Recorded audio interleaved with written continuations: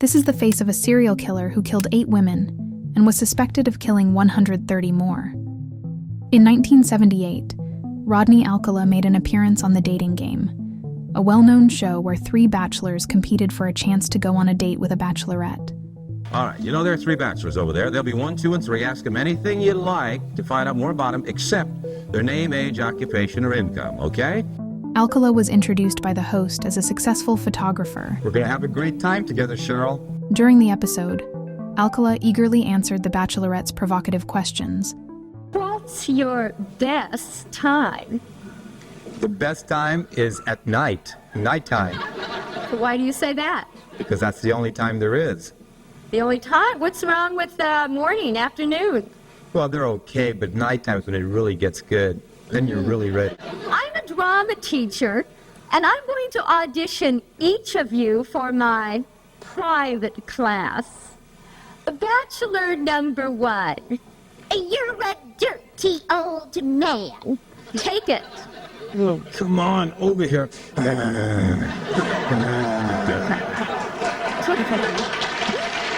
Granny, we ought to go out and boogie. I am serving you for dinner. Oh. What are you called, and what do you look like? I'm called the banana, and I look really good. Can you be a little more descriptive? Peel me.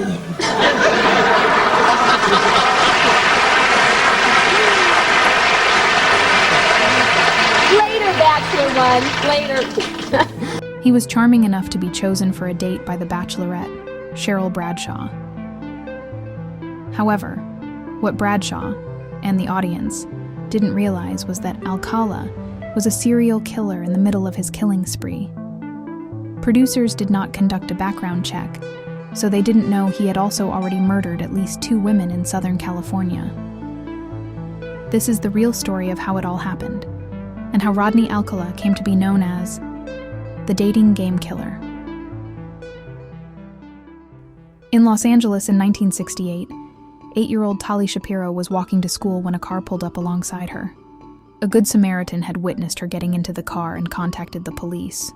Officer Chris Camacho arrived at the scene and knocked on the door of the suspect's residence.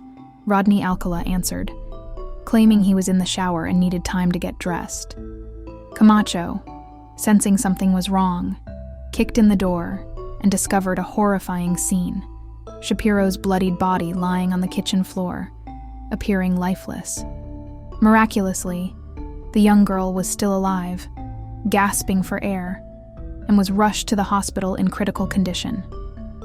As officers searched the house, they found photography equipment and numerous images of young girls, along with identification belonging to Alcala, a UCLA student.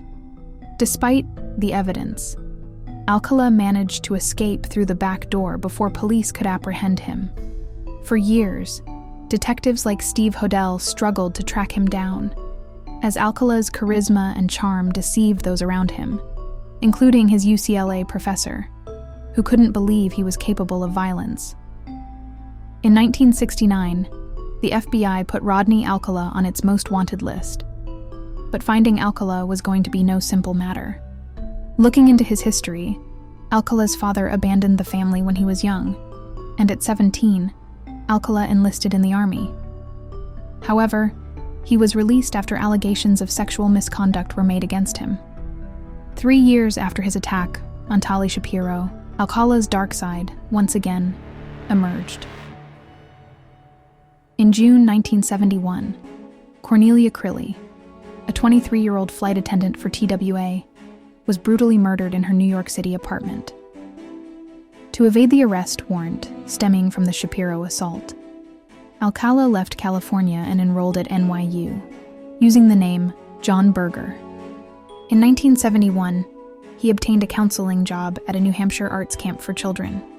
During this time, Alcala began to work for the Blue Cross Blue Shield Association, where he worked in an office with serial killer Richard Cottingham. Neither man has claimed to have been aware of the other, nor is there any evidence they were familiar with each other prior to their respective arrests. 23-year-old flight attendant Cornelia Crilley had spent the day moving into her new place, and when her boyfriend, Leon Borstein, arrived home, he was alarmed to find the door locked and unable to reach her. When police arrived, they discovered a gruesome scene. Crilley had been stripped, strangled with a nylon stocking, and had a bite mark on her chest. Despite a focus on the case, it went cold due to the sheer volume of murders in the city at the time and a lack of leads. At the time of Crilley's murder, investigators had no idea that Rodney Alcala, the same man who had attacked 8-year-old Tali Shapiro in Los Angeles, was responsible. A few months later, 2 children attending an arts camp noticed his photo on an FBI poster at the post office. Alcala was arrested and extradited to California. By then, Shapiro's parents had relocated their entire family to Mexico and refused to allow Shapiro to testify at the trial. Since the authorities were unwilling to charge him with rape and attempted murder without their primary witness, Alcala was convicted of child molestation and sentenced to 3 years. Alcala was paroled in 1974, after 17 months. Less than 2 months after his release, he was rearrested for assaulting a 13-year-old girl, identified in court records as Julie J., who had accepted what she thought would be a ride to school. Alcala was again paroled in 1976, after serving 2 years. After Alcala's second release in 1977, his Los Angeles parole officer took the unusual step of permitting a repeat offender, a known flight risk, to travel to New York City. NYPD cold case investigators now believe that a week after returning to Manhattan, Alcala killed Ellen Jane Hover, 23-year-old daughter of nightclub owner Herman Hover and goddaughter of Dean Martin and Sammy Davis Jr. Hover was last seen at her New York apartment on July 15, 1977. Her datebook showed that she had an appointment to meet with one John Berger that same day. It was becoming clear. Rodney Alcala had killed, again. In 1978, Alcala worked briefly at the Los Angeles Times as a typesetter and was interviewed by members of the Hillside Strangler Task Force as part of their investigation of known sex offenders. Although Alcala was ruled out as the strangler, he was arrested and served a brief sentence for marijuana possession. During this period, Alcala convinced hundreds of young men and women that he was a professional fashion photographer and took pictures of them for his portfolio. It was at this point did Rodney Alcala appear on the dating game TV show.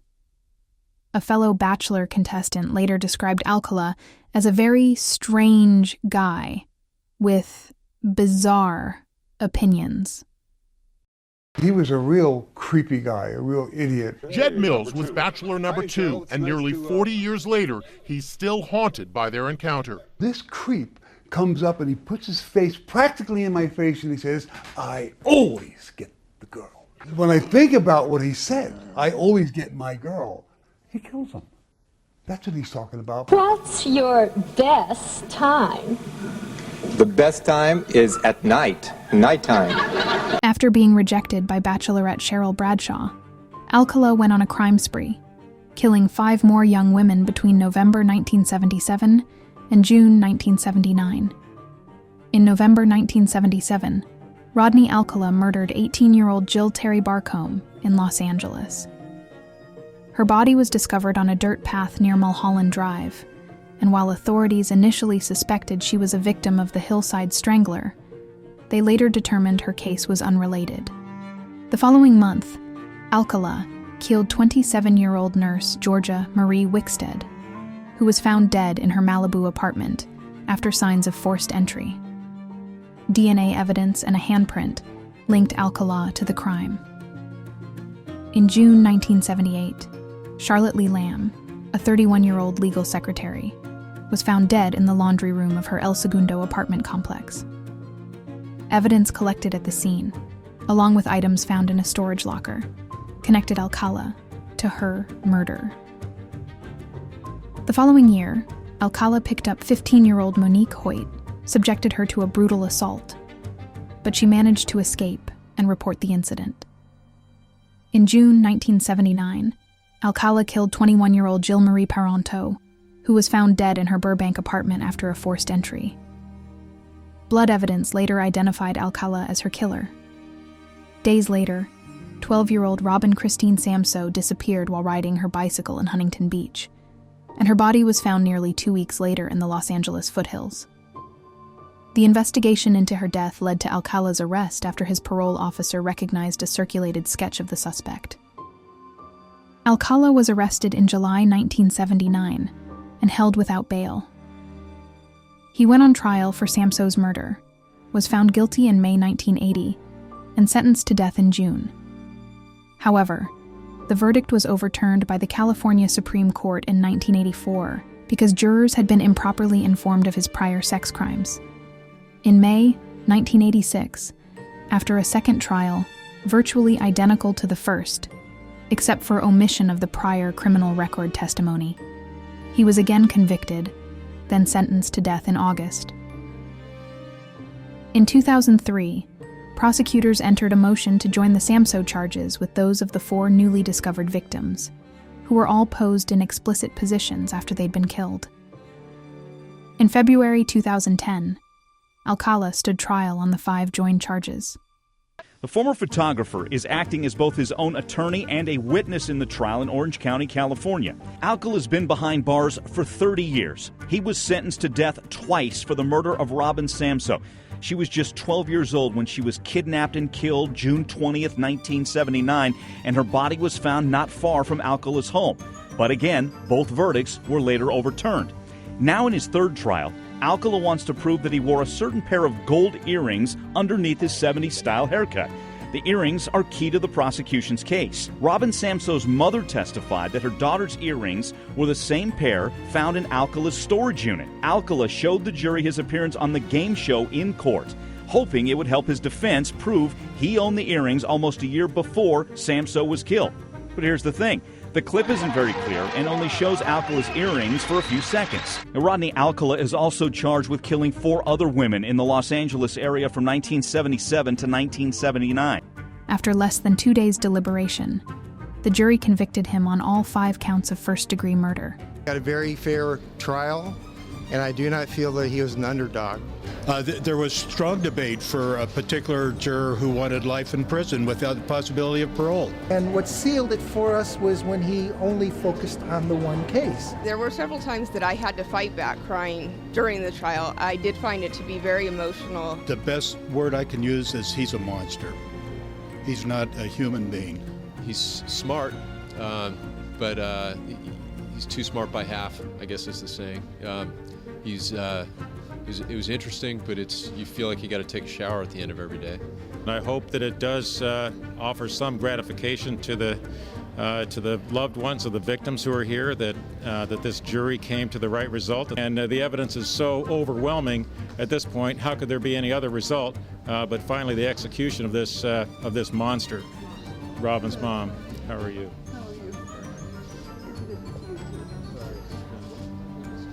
So long. I just want to thank the jury. We've had terrific district attorneys for every trial. And this one here, I think, kind of took the cake. He was magnificent. And I want to thank all the jurors, and I want to thank you people for keeping it on the headlines so that other people are aware of it. The hardest part for me was thinking that my daughter died for nothing, but she didn't. Her death saved a lot of other people. So she's a hero. I'm not going to let nothing cloud today. Today's a good day. Then in January 2011, a Manhattan grand jury indicted him for the murders of Crilly and Hover in 1971 and 1977, respectively. And a judge sentenced Alcala to an additional 25 years to life. He died in 2021, age 77, whilst awaiting execution. He was proven to have killed 8 women, but authorities have speculated that number may be as high as 130.